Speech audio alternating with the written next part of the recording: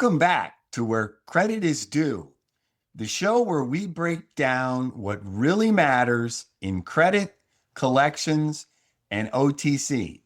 I'm Mike Bevilacqua. And I'm Matt Scudera. Today we're diving into a topic everyone pretends to understand, but almost nobody actually does. And that topic is AI in the order to cash world.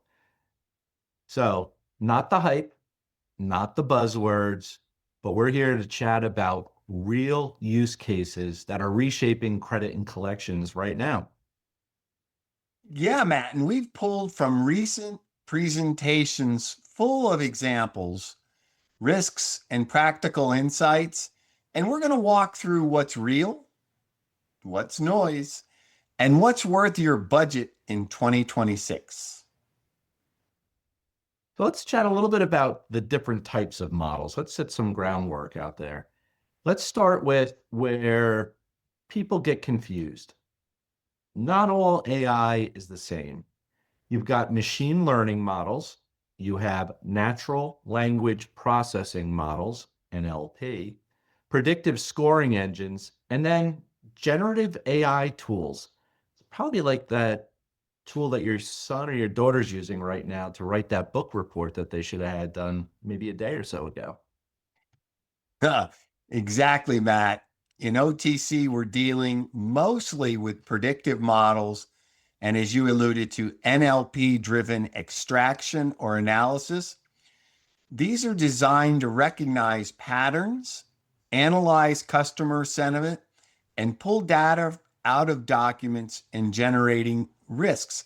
So I'm going to go real quick. There's three different models. There's open source, there's commercially licensed AI models, and private model vendor developed AI models. So public open source, the advantage is it's free. The problem is there's no warranties, there's no availability to negotiate terms, and the risk of loss of data, confidentiality.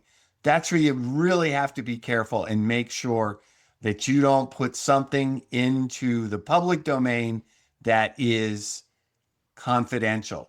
Under the commercially licensed AI models, the disadvantage is that they're large investment you'd have to make to maintain and update licensing fees, but the data would be corralled in within your organization. As well as the private models, vendor developed AI models. Again, you've got high development costs, maintenance costs, expensive in-house expertise, and all security risk is borne by your organization. And Mike, for folks out there, unlike traditional models that rely on quarterly financials or static bureau data, these systems today are feeding on real-time inputs, looking at things like AR aging shifts, payment velocity, industry trends, even restructuring language buried inside legal filings or documents that are out there. It's real time. Yeah, the traditional approach is slow. It's static. It relies way too heavily on lagging indicators. Could be a scoring from one of the third parties.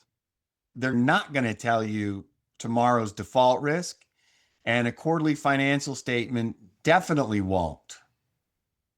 Yeah, Mike, let's think back a little bit, right? Those manual reviews that were traditional, they create blind spots. Analysts can only look at so much data, and they can only do it so fast. What I find interesting is the AI that is out there today allows for a shift to a posture that is very predictive versus reactive. And that's the real inflection point I think we're at today. It's really, we're becoming predictive in nature for this discipline and many other aspects of AI out there as well. All right, so we're going to talk about some AI use cases in the OTC world. The first one we're going to talk about is predictive credit and risk scoring.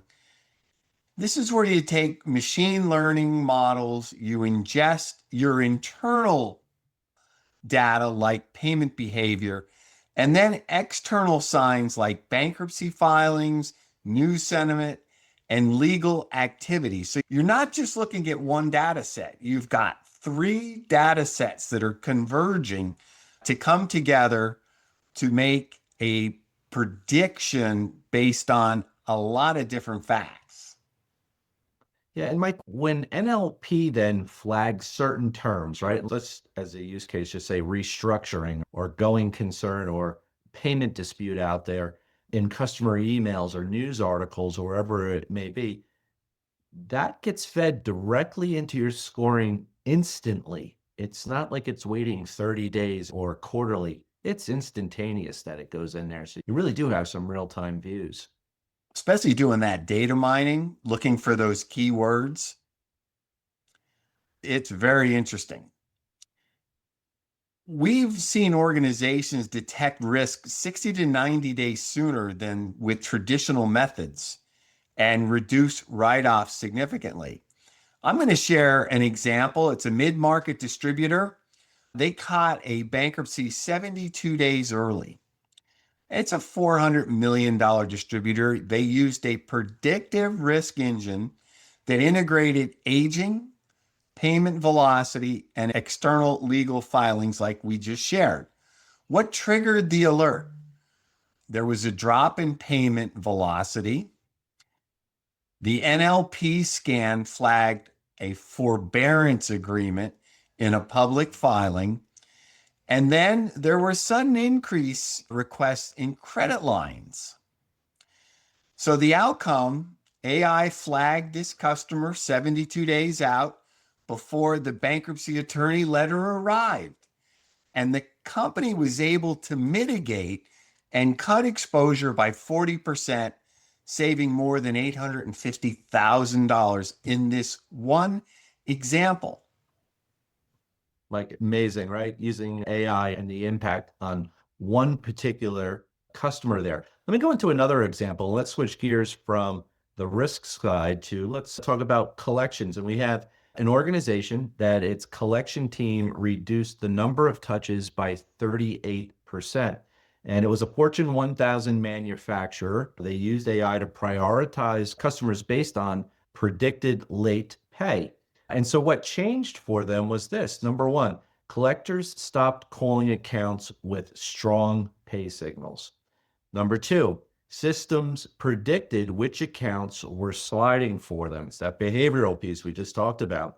And the third piece that changed was negative sentiment in emails triggered escalation for them. So again, using AI to trap certain types of identifiers made a big change. And the outcome for them was, as we said, 38% reduction in, let's call it wasted calls, more, let them do more productive calls. They had a 17% improvement in on-time payments.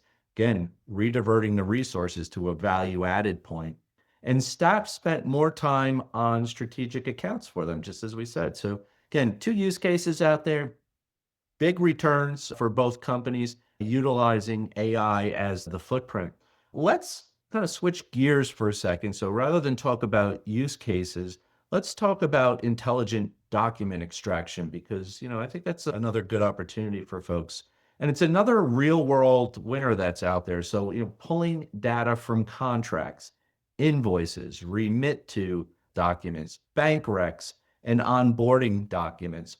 There's no more spending hours out there either looking for certain keywords or keying in on certain fields that are out there that you want to capture. Again, intelligent document extraction. You got thoughts on that? When you combine that with workflow automation, it means faster onboarding, fewer disputes, and cleaner data. That's music to my ears, and I'm sure everyone that's listening as well. I know you had mentioned remits. And one of the things that AI has really been able to do is crack the code on what I'll call unstructured data. Your remit normally from customers is structured unless they change their bank. So you know where the invoice and all that information is to pull if you're using, let's say, an OCR. Well, as we know, banks change. Sometimes the threes, the sixes, and the nines cause issues. Well, you introduce AI there, and you could actually increase your application rate and its accuracy because it can deal with unstructured data. It's a big win. There's so many areas of opportunity, Mike. Let's talk a little bit about AI-powered collections. It's a big part of what we do in managing cash flow for our organizations. And the old world was very reactive, waiting for delinquencies or calling after a problem lands on your desk. And what we're finding and seeing, and this is real world, is AI. With AI, you get predictive alerts before a customer begins to slip. Just in like that example Mike previously shared with everybody. Just it's again Oh, AI powered very powerful. collections. And collectors actually get to work where they add value instead of grinding through spreadsheets all day. You think about it in the dispute world. If you had used RPA, again, that's it's like machine learning, right? It's very rigid and brittle. Whereas AI, for instance, if your customer website changes, which we all know they do, what you could see is that AI can adapt to those changes. Whereas if, let's just say you have RPA, you're going to spend 30% of the time redoing what you had in place to begin with. Mhm. And this isn't about replacing people. It's really about amplifying them and giving them more time for the thinking part of their job, the judgment part of their job, the things that bring a lot of value to the person and the organization.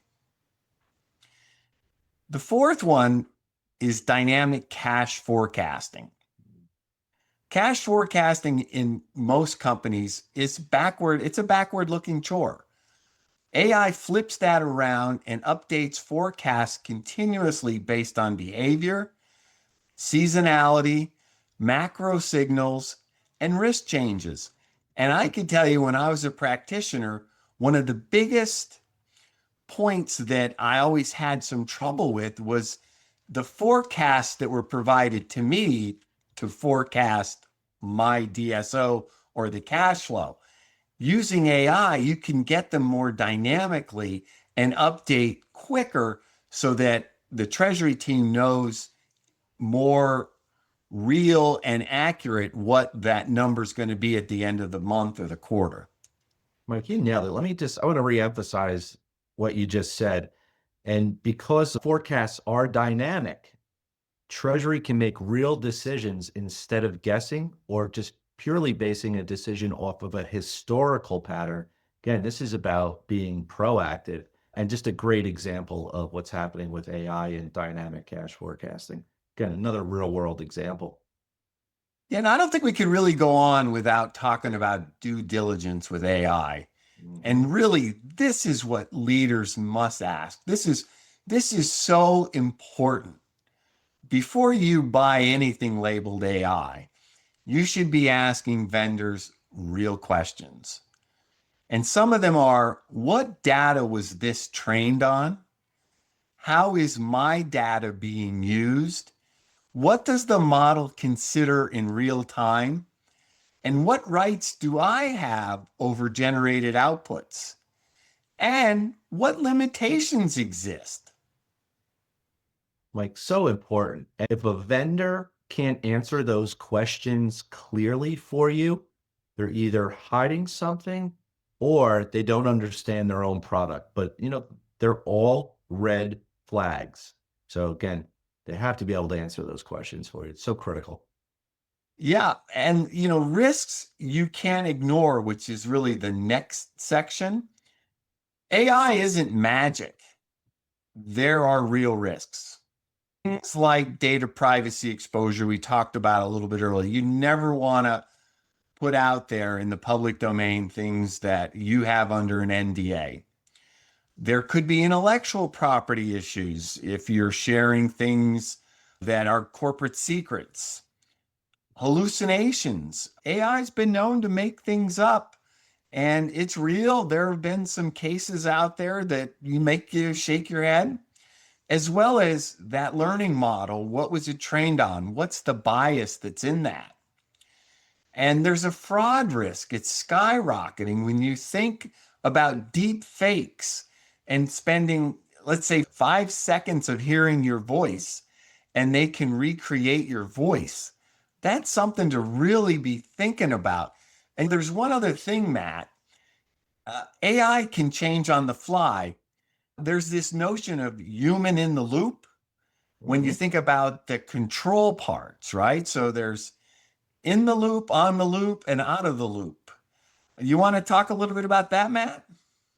Yes, and that's an opportunity for all, right, that are implementing AI. And the recommendation that we clearly hear is, for anything that has a potential to be a negative for your organization, you want to be either in the loop or on the loop in making those decisions. It can spell upskilling your employees or yourself as you upskill your technology. You want to make sure that you have control across the board, at least a set of eyes on those important decisions. Mike, I want to go back to one thing you said on Sure. a minute ago, and you used the F word, fraud, and that one to me is absolutely huge. And what we are hearing is that fraudsters today or hackers can now mimic voices. So if they can record your voice, they can then generate perfect invoices, spoof vendor updates, or even have fake addresses where things need to go. So the fraudsters are getting very, very sophisticated out there. And the barrier to entry to any type of fraud is really lower than it has ever been. So you need to be careful, right? You need to make sure that if there are risks out there, you have them covered, whether it's data privacy, hallucination, bias, fraud, get it covered, right? You need to stay in the top of your game. Those are big concerns, Matt, and thanks for sharing.